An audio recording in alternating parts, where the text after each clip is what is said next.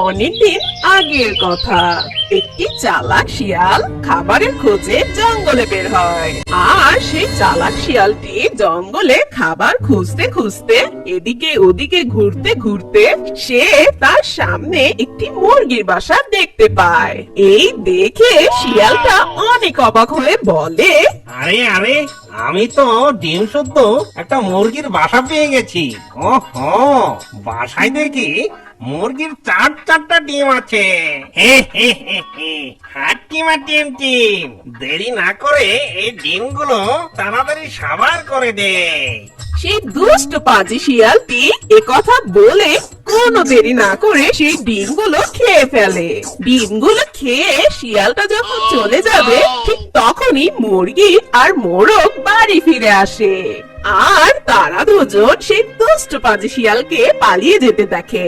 এই দেখে মা মুরগিটা বলে, আরে আরে, আমার কি পোড়া কপাল, ওই পাজি শিয়ালটা আমার ডিমগুলো সব খেয়ে নিল।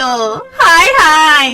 মুরগির কথা শুনে মোরগ বলে, এই শিয়ালটা অনেক বদমাস। ডিমগুলো যতই লুকিয়ে রাখি না কেন, এই বজ্জাত শিয়ালটা ঠিকই খুঁজে বের করে আর আমাদের ডিমগুলো খেয়ে নেয়।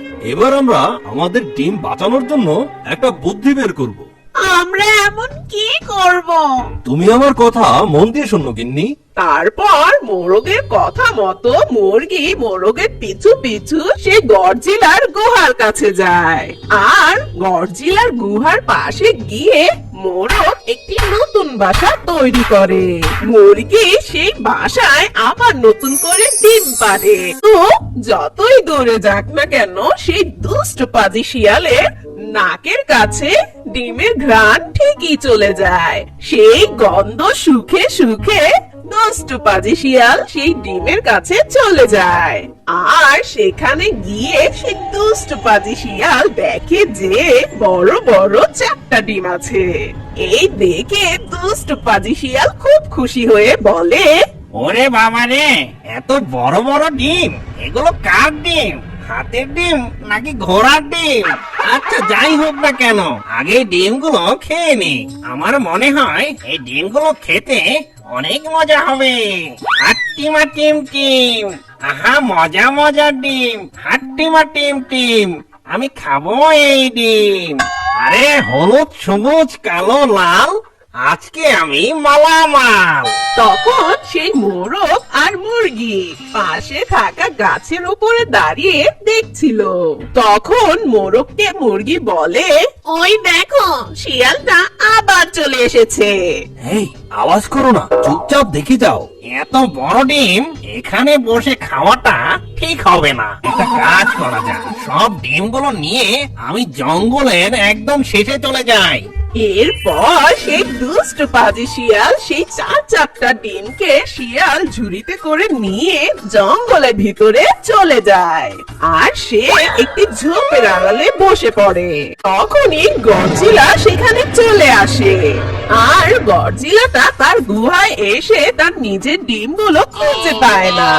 তখন বলে, কার এত বড় সাহস যে আমার ডিমগুলো নিয়ে যায়? জঙ্গলের যেথায় থাকুক না কেন, ওকে আমি খুঁজে বের করব। এ কথা বলেই গডজিলা চলে যায় জঙ্গলের ভিতরে। তার নিজের ডিমগুলো খুঁজতে লাগে। আর কিছু দূর যেতে না যেতেই গডজিলা শিয়ালের আওয়াজ শুনতে পায়। হাট্টিমা টিম টিম, আমি খাবো এই ডিম। এখন আমি কোনটা খাবো? বড় খাবো না ছোট খাবো, নাকি সবই খাবো? হে হে হে হে হে। এরপর সেই দুষ্ট পাজি শিয়াল সেই ডিমগুলো চাটতে লাগে। আর ঠিক তখনই গডজিলা সেই দুষ্ট পাজি শিয়ালের পিছনে এসে দাঁড়িয়ে বলে, এই শিয়াল, আরে কে রে? আমার খাওয়ার সময় ডিস্টার্ব করতে এনি। আগে ডিমগুলো খেতে দে, তারপর তোর সাথে কথা বলবো। এই বলে দুষ্ট শিয়াল যখন ডিমগুলো খেতেই যাবে ঠিক তখনই গডজিলাটা সেই দুষ্ট পাজি শিয়ালকে কামড় দিয়ে উপরে উঠিয়ে নিচে ফেলে দেয়। ওরে বাবা রে, এত জোরে আমাকে কে আছাড় দিল রে? ওহো, আমার কোমরটা গেল রে। ওরে বাবা, এ দেখি গডজিলা। হ্যাঁ, আমি গডজিলা। তোর সাহস কি করে হলো আমার ডিম চুরি করার? ঠিক তখনই দুষ্ট পাজি শিয়াল গডজিলাকে দেখে সেখান থেকে দৌড়ে পালিয়ে যায়। তোর এত বড় সাহস! একে তো আমার ডিম চুরি করেছিস, আবার এখন পালিয়ে যাচ্ছিস। দাঁড়া, তোকে আমি মজা দেখাচ্ছি। এই বলে গডজিলাটা সে শিয়ালের পিছু পিছু যেতে লাগে। যেতে যেতে পথে সেই গডজিলা শিয়ালের লেজে আগুন ধরিয়ে দেয়। আর তখনই শিয়ালটা দাঁড়িয়ে বলে, ওরে বাবা রে, কে কোথায় আছিস? আমাকে বাঁচা, আমার লেজে আগুন লাগিয়ে দিয়েছে। এই বলে সেই দুষ্ট পাজি শিয়ালটা সেখান থেকে দৌড়ে পালিয়ে যায়। আর মোরগ মুরগি সেখানে দাঁড়িয়ে দাঁড়িয়ে সবটা দেখছিল। মোরগটা তখন ছন্দে ছন্দে বলে, যেতে যেতে পথে শেয়ালের লেজে আগুন ধরিয়ে দিয়েছে। হে হে। আর ওইদিকে দুষ্ট পাজি শিয়াল জঙ্গল দিয়ে দৌড়াচ্ছিল আর বলছিল, ওরে বাবা রে, আগুন লাগিয়ে দিল রে, আমার তো জ্বলে গেল রে, পড়ে গেল রে, জ্বলে গেল। যখন শিয়ালটা এই বলে দৌড়াচ্ছিল ঠিক তখন গডজিলা খুব হাসতে লাগে। এরপর সেই দুষ্ট পাজি শিয়ালটা একটি নদীর কাছে গিয়ে নিজের লেজটা সেই নদীর পানিতে ডুবায়। ওহো, জানটা ফিরে পেলাম। ওরে বাবা রে, কামড়ে দিল রে, আমাকে কে কামড়ালো রে? ওরে বাবা রে। তারপর সেই দুষ্ট শিয়াল দেখে সেটা একটা কাকড়া ছিল। আর সেই কাকড়াটা দুষ্ট পাজি শিয়ালের লেজটা খুব জোরে কামড়ে ধরে আছে।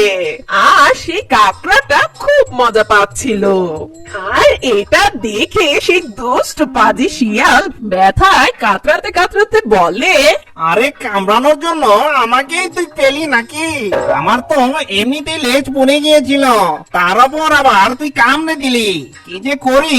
ওহো, ওই দূরে একটা সারস পাখি দেখা যাচ্ছে। এই কাকড়ার থেকে রেহাই পাওয়ার জন্য আমি ওই সারস পাখির কাছে যাই। ও হো হো হো হো হো হো হো। তারপর সেই দুষ্ট পাজি শিয়ালটা কাতরাতে কাতরাতে সেই সারসের কাছে চলে যায়। তারপর সারসকে বলে, সারস বোন, তুমি আমাকে বাঁচাও এই কাকড়ার হাত থেকে। দুষ্ট পাজি শিয়ালের এ কথা শুনে সারস বলে, কিন্তু তার বদলে আমি কি পাবো? তার বদলে আমি তোমাকে অনেক পুরস্কার দেব। ঠিক আছে, তাহলে আমি তোমার সাহায্য করছি। তারপর সেই সারস শিয়ালের লেজ থেকে সেই কাকড়াটাকে ছুঁড়ে ফেলে দেয়। এই নাও, আমি তোমাকে সাহায্য করেছি, এখন তুমি আমার পুরস্কার দাও। কি? ওর পুরস্কার? যা এখান থেকে, হাট বোকা সারস। এ কথা বলে দুষ্ট পাজি শিয়াল সেখান থেকে চলে যায়। আরে আরে, এই শিয়ালটা আসলে খুব দুষ্টু। আমাকে দিয়ে ও কাজটা করিয়ে নিয়েছে, কিন্তু আমাকে কোনো পুরস্কার না দিয়ে চলে গেল।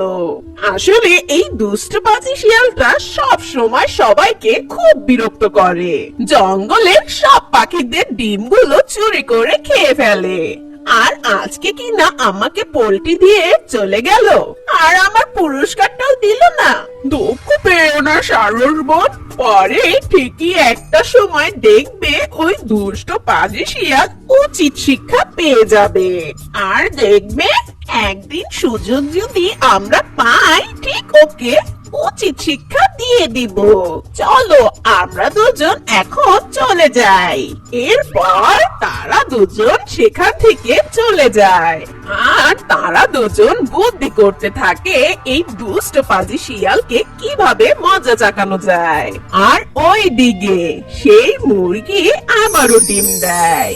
আর তারা সুখে শান্তিতে জীবন যাপন করতে থাকে।